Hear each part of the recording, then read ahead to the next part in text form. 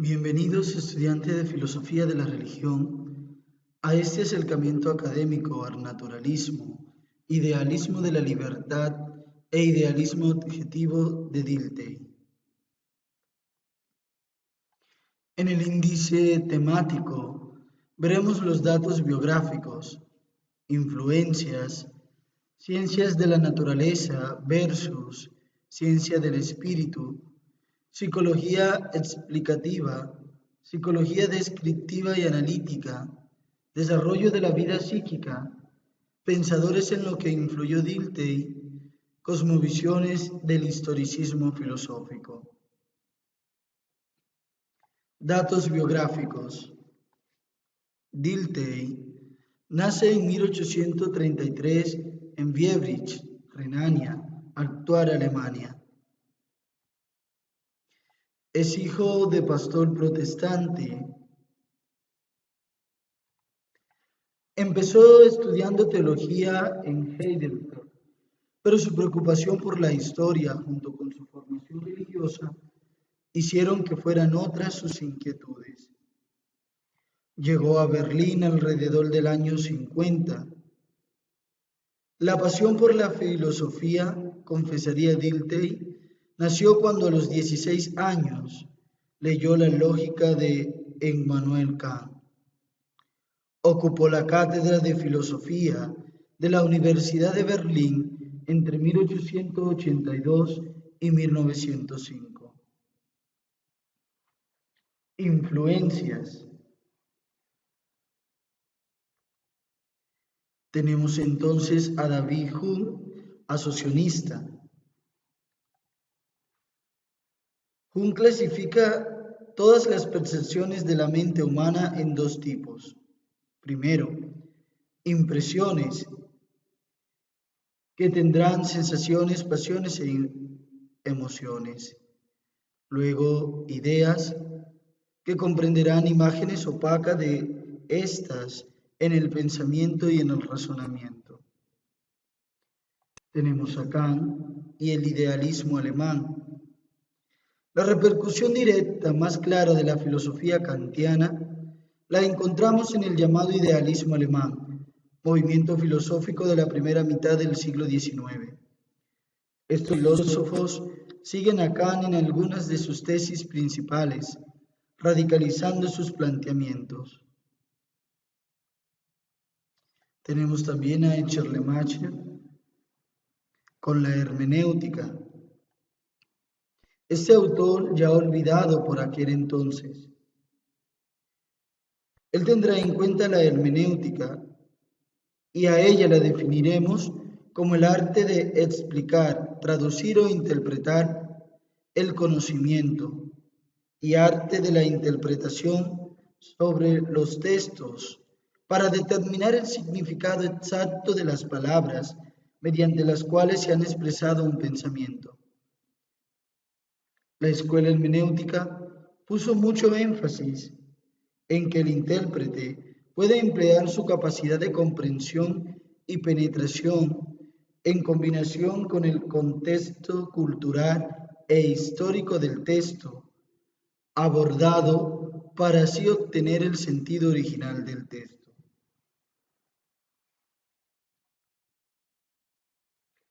Ciencias de la naturaleza versus ciencias del espíritu. Tanto la ciencia de la naturaleza como la ciencia del espíritu tendrán un objeto, una búsqueda y un método. Veamos entonces. El objeto de las ciencias de la naturaleza son los fenómenos procedentes de fuera, es decir, hechos que se representan en la conciencia dispersos. Buscará encontrar las causas de los fenómenos mediante hipótesis para construir relaciones causales, es decir, la naturaleza la explicamos. Usará el método explicativo y constructivo. Mientras que la ciencia del espíritu tendrá como objeto la vida anímica, que procede desde dentro. La vida anímica es lo dado a la conciencia. Dilthey la entiende además como una conexión única de funciones, un proceso emergente de la actividad mental. Entonces, la vida anímica la comprendemos. En su búsqueda tendrá claro que lo que a ella le compete es un conocimiento objetivo, universalmente válido para los conceptos con los que va a trabajar. Su método será descriptivo y analítico, donde pretende describir y analizar las conexiones de los componentes de la vida anímica.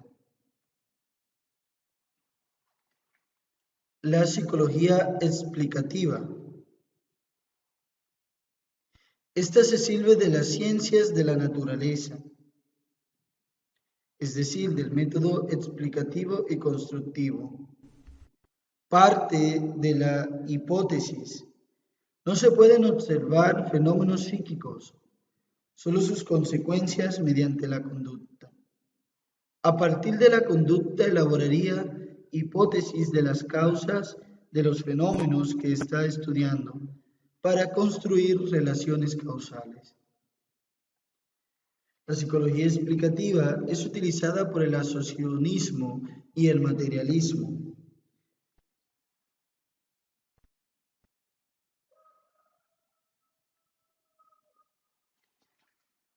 Veamos la psicología descriptiva y analítica.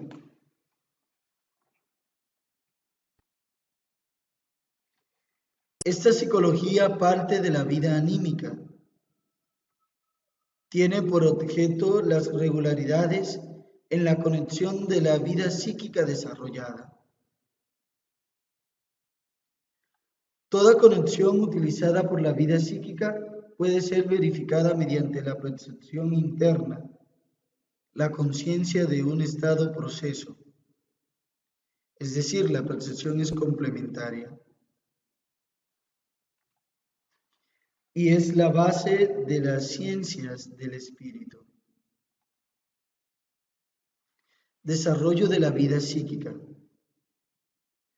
Antes de entrar al desarrollo de la vida psíquica que ya hemos presentado, debemos tener en cuenta que la psicología descriptiva tiene una característica que es la percepción interna. Entonces, ¿qué es la percepción interna? La percepción interna es la conciencia de un estado proceso, como ya habíamos dicho. Para Dilthey, un estado es para mí en cuanto que soy consciente de él. Gracias a la percepción interna, podemos percatarnos de los estados internos sin recurrir a los sentidos, percibiéndolos tal y como son. Completamos la percepción interna mediante la captación de la intimidad de otras personas que llevamos a cabo por medio de las transferencias de nuestra propia vida anímica. Aquí debemos tener en cuenta que esto nos puede conducir a errores. Esa vida psíquica, antes de tener un desarrollo, tiene una estructura. Cada estado psíquico aparece en un determinado momento. Tiene un curso, comienzo, medio y final. Es un proceso que se da en el tiempo. Con la expresión adecuación a un fin, Dilthey se refiere a que todo proceso mental va dirigido por una intención y dirección de la atención. Los elementos de la estructura de la vida psíquica son representaciones mentales, impulsos y sentimientos. Todo sentimiento tiene tendencia a desembocar en un deseo o una repulsa. Acciones volitivas, una imagen que va acompañada de agrado frente a un desagrado por la situación actual. Ahora sí veamos propiamente el desarrollo de la vida psíquica. Esta tiene unas propiedades, es decir, es condicionada por dentro, se da en el tiempo y es continua, y estaría formado por varios momentos. Una conexión estructural, que se refiere a que la vida psíquica es producto de unas conexiones de funciones estructuradas. Una finalidad. Hay dos tipos de finalidades que están relacionadas. Una de ellas es objetiva y busca la conservación del individuo o especie. Otra de ellas es subjetiva, porque es fruto de la experiencia. Tiene que ver con la satisfacción de impulsos y la búsqueda de placer.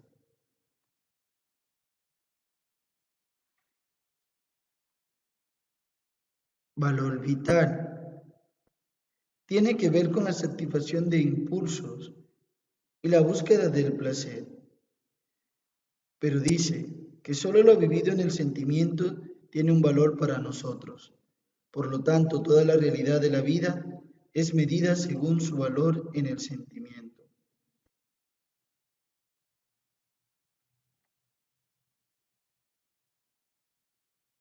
La articulación psíquica, producción y conservación de valores vitales y la eliminación de lo perjudicial.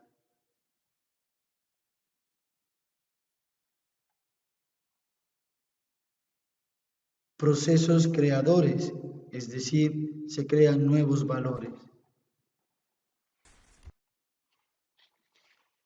Veamos entonces pensadores en lo que influyó Dilthey. Tenemos a Ortega y Gasset. Razón histórica, razón sometida o creencia. Georg Milch.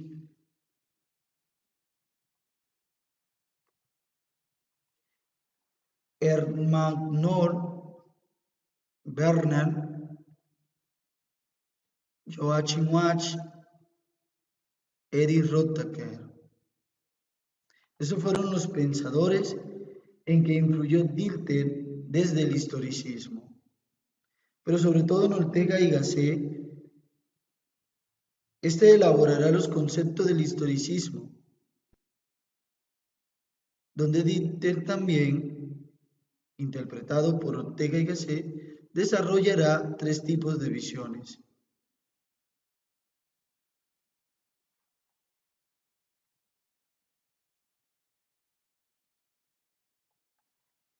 Entremos entonces a ver la teoría de las concepciones del mundo.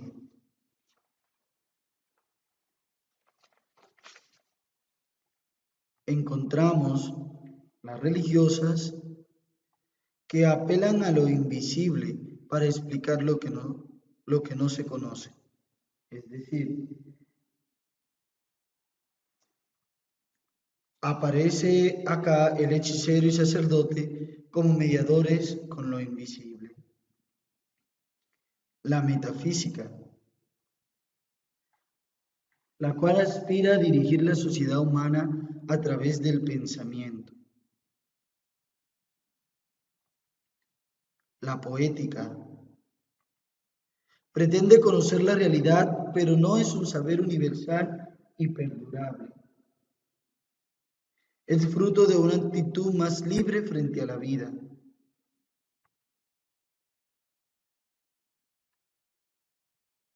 Dilthey distingue tres clases de metafísica: el naturalismo,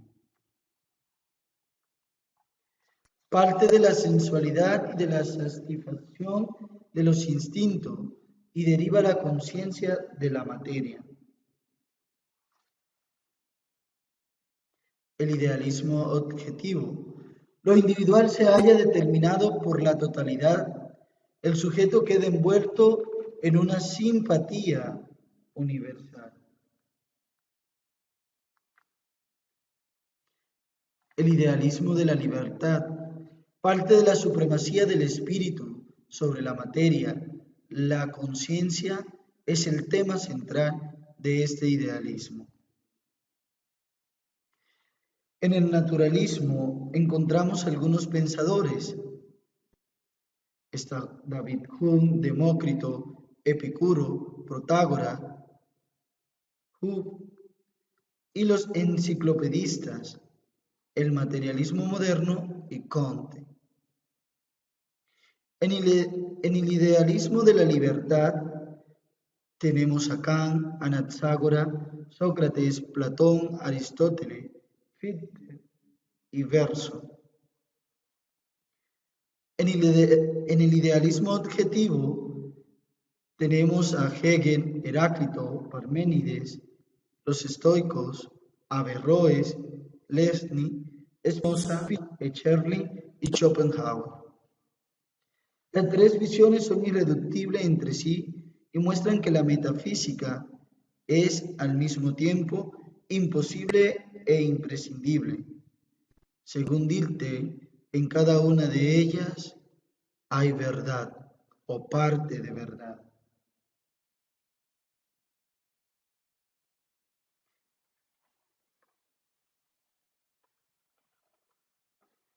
Miremos tres estadios en las concepciones del mundo.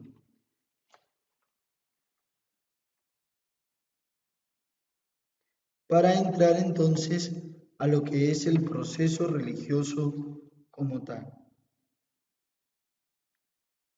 Las cosmovisiones religiosas, creencias en seres invisibles por la experiencia de la indefensión humana, pero para iluminar el enigma de la vida, la religión es un instrumento tosco.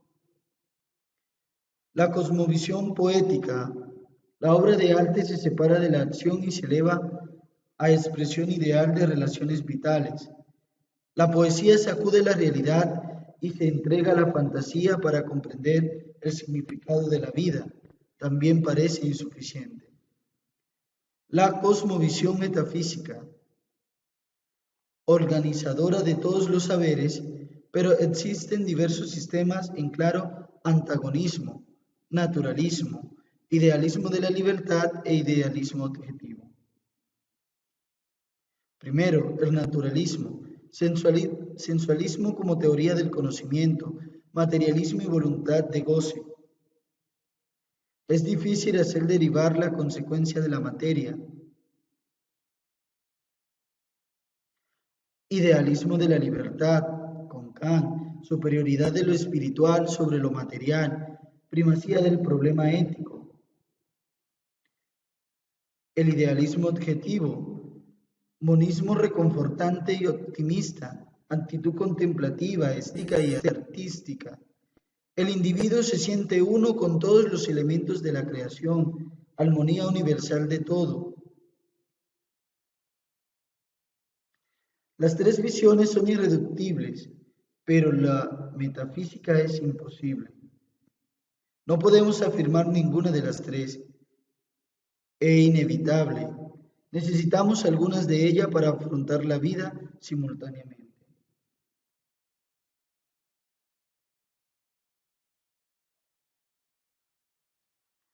Dilthey es creador de una lógica del conocimiento no científico, el de las ciencias del espíritu.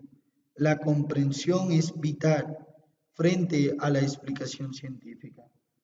La comprensión termina en hermenéutica. Tres categorías que son vivencia, experiencia directa, comprensión y conexión. Su filosofía ofrece una esperanza fragmentaria y precaria.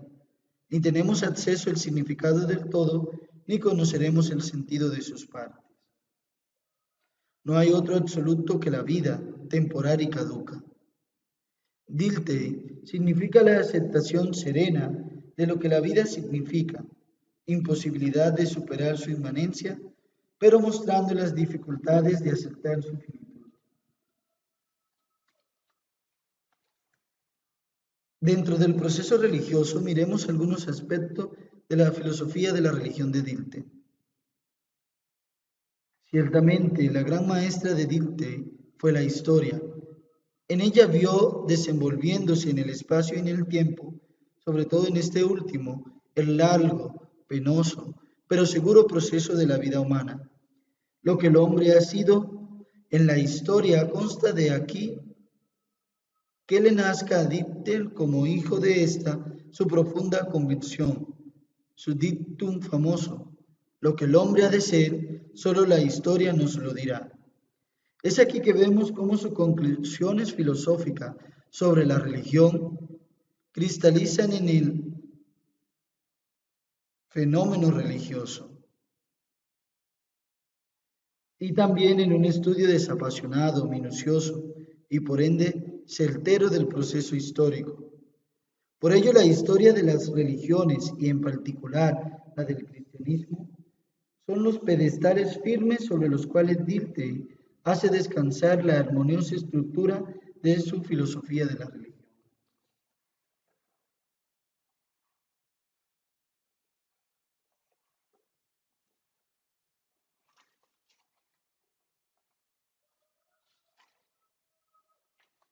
La idea del desarrollo de la religión en Dilthey es fundamental. Para él, aquí tiene lugar un proceso dialéctico. Entonces, el proceso religioso es un proceso dialéctico.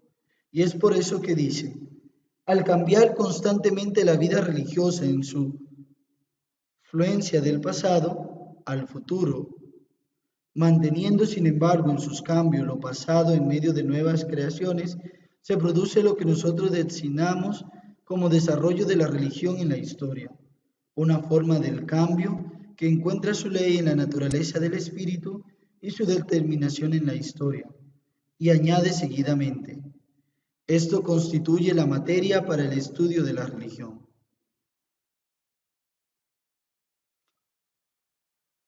Va a decir, la religión se encuentra con que habiendo sido una vez el origen de diversos campos de la actividad vital, estos sectores, llegando al estado de independencia, entran en conflicto con su punto de origen.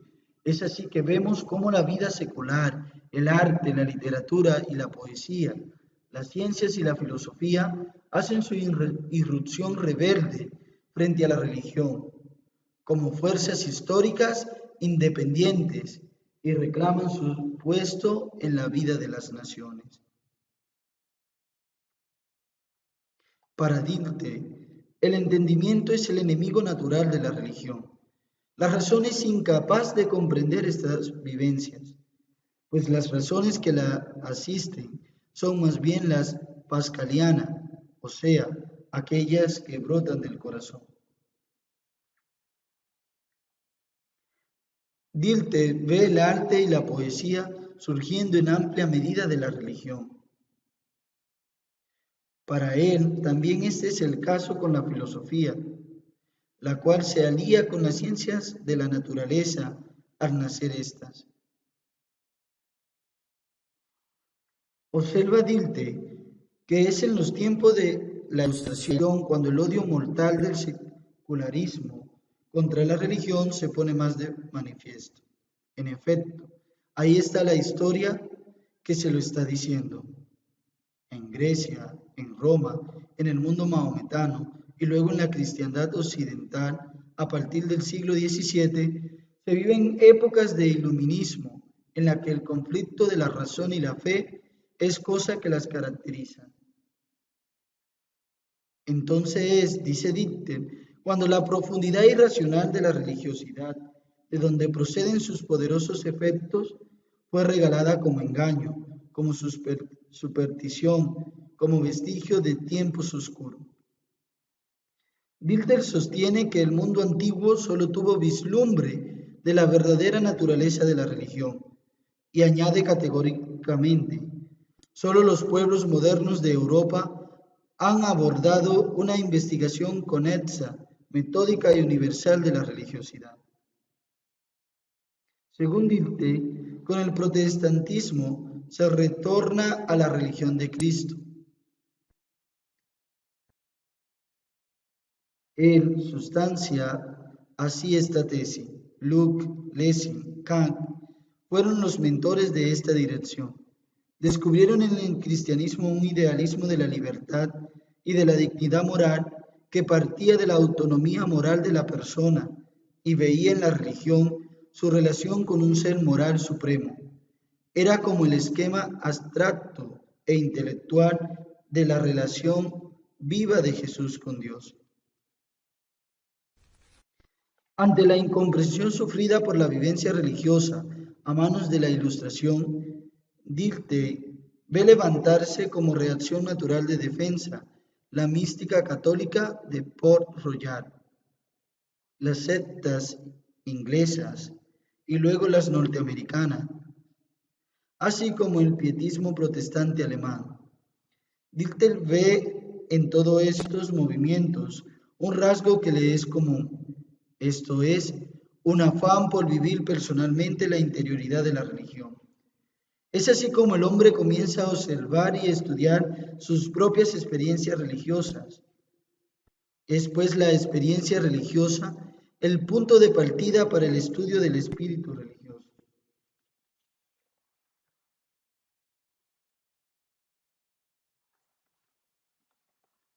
Hasta aquí hemos visto entonces el naturalismo, idealismo de la libertad e idealismo objetivo de Dilthey.